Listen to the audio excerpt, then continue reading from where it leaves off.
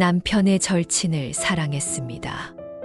이 글자는 마치 잘 벼려진 칼끝처럼 50년을 해로한 우리의 삶의 한복판에 깊은 상처를 냈습니다. 그 남자는 내 남편의 가장 친한 친구이자 내겐 그저 넉살 좋은 아저씨였던 윤태호 씨였습니다. 시작하전에 구독, 좋아요 부탁드립니다. 큰 힘이 됩니다. 나 정혜원 60대 초반. 평생을 현모양처라는 굴레에 갇혀 살아왔습니다. 남편 민상 60대 초반은 대기업 임원 출신으로 은퇴 후에도 늘 바빴습니다. 그의 바쁨은 나를 위한 것이 아니었습니다. 그는 몇 달 전부터 귀가가 잦아졌고 휴대폰을 끼고 살았으며 내 눈을 마주치지 못했습니다. 불안감은 결국 현실이 되었죠. 그의 와이셔츠 깃에 묻은 낯선 립스틱 자국이 내 50년 세월의 정절을 비웃는 듯 했습니다. 분노와 절망 속에서 내 마음의 창고는 텅 비어갔습니다. 그때 태호 씨가 나타났습니다. 사실 태호 씨도 비슷한 처지였습니다. 그의 아내 순자 씨는 2년 전 치매 초기 판정을 받았고 그 이후로 태호 씨는 홀로 간병하며 고독과 죄책감에 지쳐가고 있었습니다. 민상 씨는 친구의 아픔을 외면했지만 나는 간병의 고됨을 이해했습니다. 그래서 가끔 순자 씨를 돌보는 일을 도왔고 그 과정에서 태호 씨와 자연스럽게 가까워졌습니다. 혜원 씨는 참 따뜻한 사람이야. 민상이는 복이 많아. 태호 씨의 말에는 진심이 담겨 있었습니다. 그때만 해도 우리는 서로를 동병상련의 친구 정도로 여겼습니다. 어느 날 민상 씨가 갑자기 지방 출장을 핑계로 이틀 밤을 비웠습니다. 그의 출장이 또 다른 여자의 품이라는 것을 알면서도 나는 소리 지를 힘조차 없었습니다. 그날 밤 태호 씨에게서 전화가 걸려왔습니다. 그의 목소리에는 짙은 걱정이 담겨 있었고 나는 결국 터져 나오는 울음을 참지 못했습니다. 새벽 2시 아파트 현관 앞에서 만난 태호 씨는 나를 보자마자 그저 말없이 안아주었습니다. 그의 품은 남편에게서 맡아보지 못했던 낯선 그러면서도 따뜻한 흙냄새 같았습니다.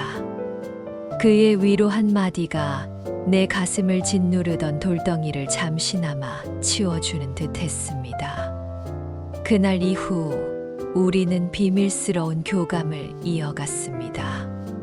커피 한 잔, 짧은 통화. 그는 남편처럼 나에게 충고하거나 무시하지 않았습니다. 대신 내 내면의 상처와 감정의 소용돌이를 섬세하게 어루만져 주었습니다. 태호 씨는 젊은 시절 화가를 꿈꿨고 나 역시 대학에서 미술사를 전공했지만 결혼 후 꿈을 접어야 했죠.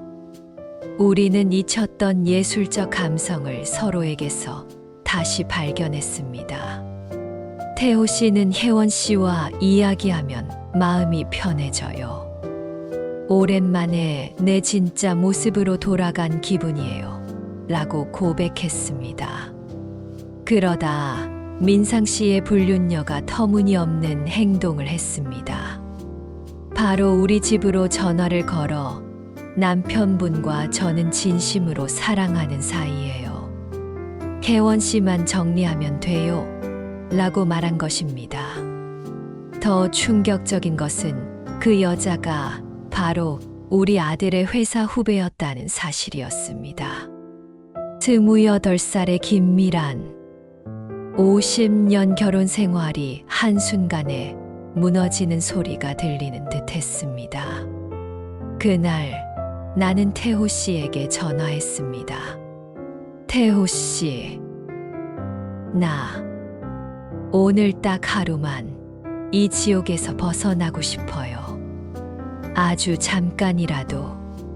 태호 씨는 잠시 망설이는 듯 했지만 이내 결심한 듯 대답했습니다. 알겠어요. 혜원 씨, 내가 갈게요. 아무도 모르게 아주 조용히. 그날 저녁 태호 씨와 나는 한적한 교회의 작은 별장에서 만났습니다.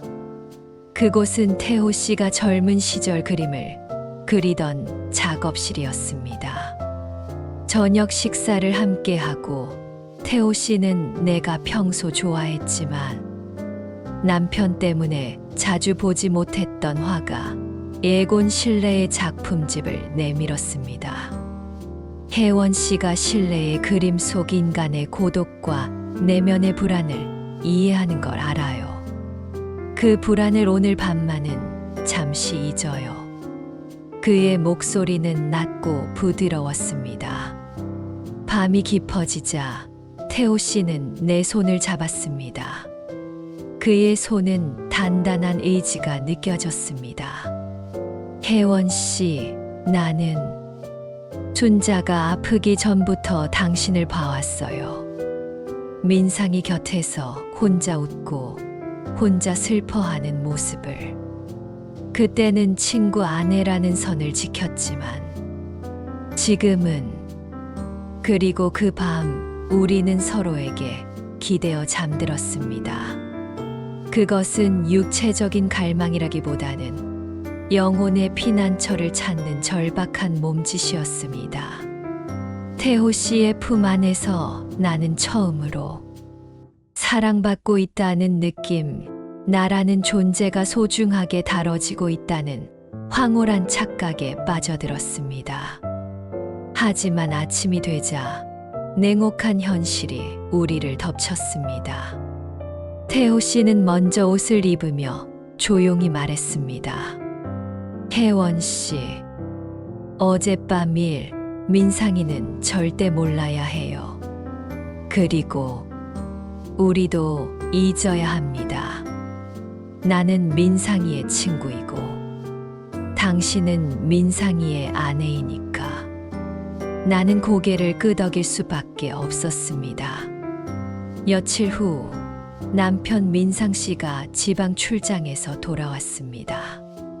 그리고 태호 씨가 별장에 있었다는 사실을 우연히 알게 되었습니다.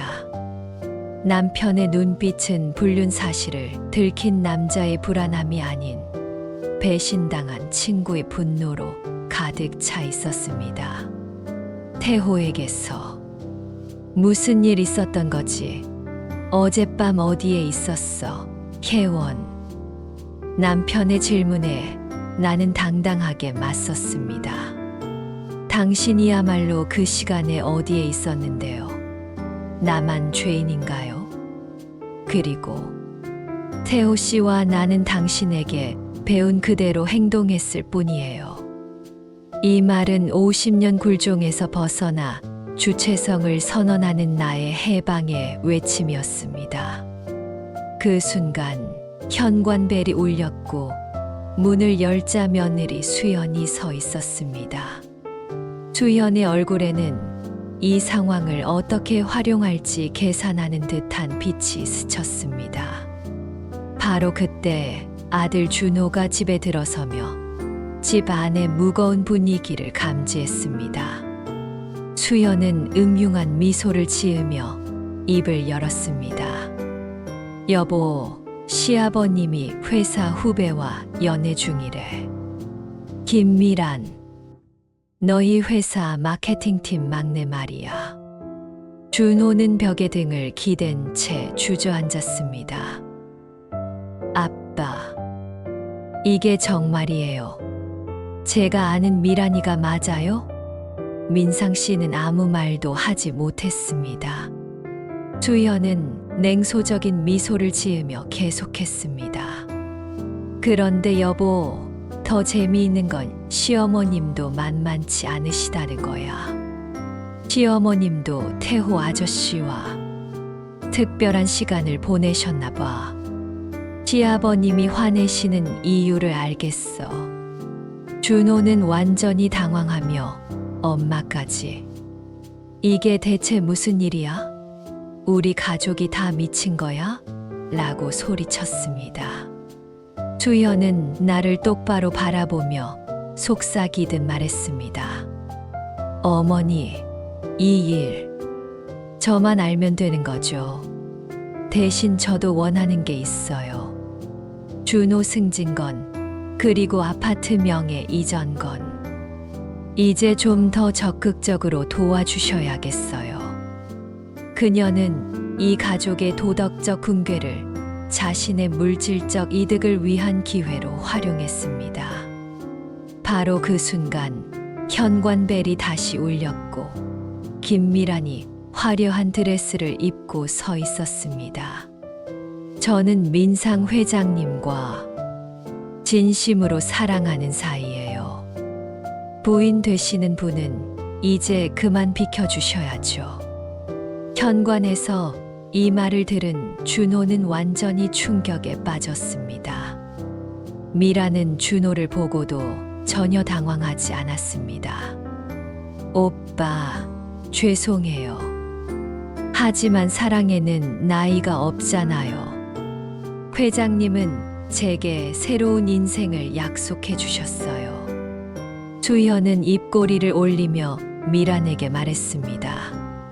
재미있네요. 아버님 애인분이 직접 찾아오다니. 그런데 혹시 아세요? 어머님도 그냥 순진하게 계신 분이 아니라는 거. 어머님도 태호 아저씨와 로맨틱한 별장 데이트를 즐기고 계셔요. 어젯밤에도 함께 계셨고요. 미란의 얼굴이 순간 일그러졌습니다. 준호가 더 이상 참지 못하고 터져 나왔습니다. 다들 정신 차려. 이게 뭔 개판이야. 아빠는 제 후배와 엄마는 아빠. 친구와 민상 씨가 혜원 씨에게 다시 물었습니다. 혜원, 당신이 태호와 그것도 정말이야? 나는 더 이상 숨기고 싶지 않았습니다. 그래요. 정말이에요. 당신이 28살짜리와 놀아날 때 나도 위로받고 싶었어요. 그게 뭐가 잘못된 건가요? 그때 갑자기 미란의 휴대폰이 울렸습니다.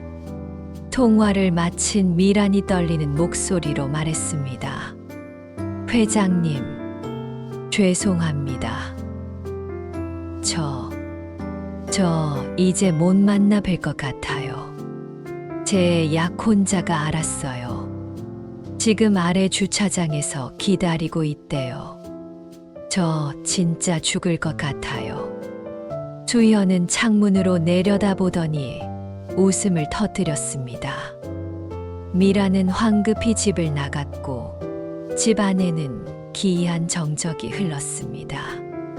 이제 이 집은 더 이상 내가 알던 가정이 아니었습니다. 하지만 어쩐지 새로운 시작처럼 느껴지기도 했습니다. 50년간의 위선과 억압이 무너지고 나는 비로소 정혜원이라는 한 사람으로 다시 태어날 수 있는 고통스러운 자유를 얻게 된 것입니다.